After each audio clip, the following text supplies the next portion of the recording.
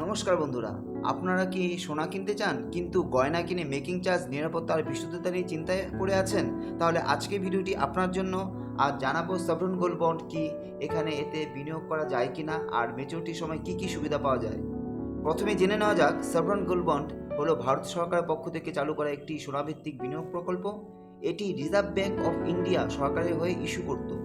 এখানে আপনাকে বাস্তবে সোনা কিনতে হয় না, আপনি কাগজে বা ডিমেট আকারে নির্দিষ্ট পরিমাণ সোনার মালিক হয়ে যান। এখন প্রশ্ন হলো, এখন কি নতুন করে এসজিবিতে বিনিয়োগ করা যাচ্ছে? তো বর্তমানে নতুন এসজিবি সিরিজ নিয়মিত ইস্যু হচ্ছে না, তাই নতুন সাবস্ক্রিপশনের সুযোগ আপাতত নেই বলাই চলে। তবে যাদের আগে থেকে এসজিবি রয়েছে তারা সেটি ধরে রাখতে পারেন। এছাড়া কিছু ক্ষেত্রে স্টক এক্সচেঞ্জে তালিকাভুক্ত পুরনো এসজিবি কিনতে পারেন, তবে সেখানে দাম বাজার অনুযায়ী ওঠানামা করছে। এবার আসি এর সবচেয়ে বড় সুবিধাগুলো কোথায়।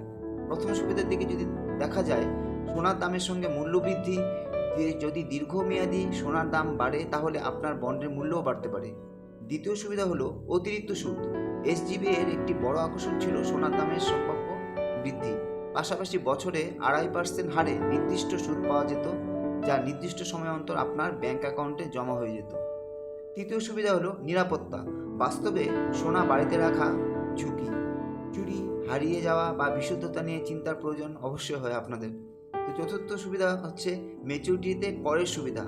যদি আপনি বন্ডটি পূর্ণ মেয়াদ অর্থাৎ 8 বছর পর্যন্ত ধরে রাখেন এবং সরকার নির্ধারিত নিয়ম অনুযায়ী রিডিম করেন, তাহলে মূলধনী লাভের উপর গুরুত্বপূর্ণ কর সুবিধাও পাওয়া যেতে পারে।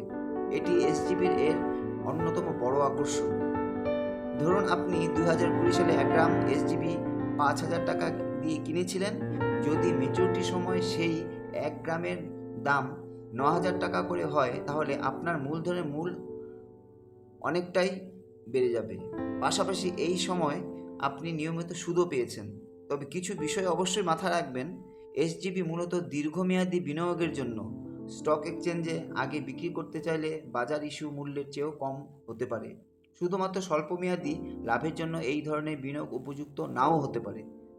তাহলে কারা এসজিবি বিবেচনা করতে পারেন? যারা দীর্ঘমেয়াদে সোনার বিনিয়োগ করতে চান, গয়না কেনার বদলে বিনিয়োগের উদ্দেশ্যে সোনা রাখতে চান এবং নিরাপদে উপায়ে গোল্ড এক্সপোজার চান, তাদের জন্য এটি অতীতে একটি জনপ্রিয় বিকল্প ছিল। তো বর্তমানে নতুন ইস্যু না থাকলেও ভবিষ্যতে সরকার নতুন সিরিজ চালু করলে সেই ঘোষণা নজরে রাখা দরকার। তবে শেষে একটা কথা বলবো, সভরেন গোল্ড বন্ড এমন একটি বিনিয়োগ ছিল যেখানে সোনার সম্ভাব্য মূল্যবৃদ্ধির পাশাপাশি নির্দিষ্ট সুদের সুবিধাও মিলত। নতুন ইস্যু আপাতত না থাকলেও যাদের কাছে এসজিবি রয়েছে তারা এর ম্যাচুরিটি সুবিধা সম্পর্কে সচেতন থাকুন এবং প্রয়োজনে নিজের আর্থিক লক্ষ্য অনুযায়ী সিদ্ধান্ত নিন।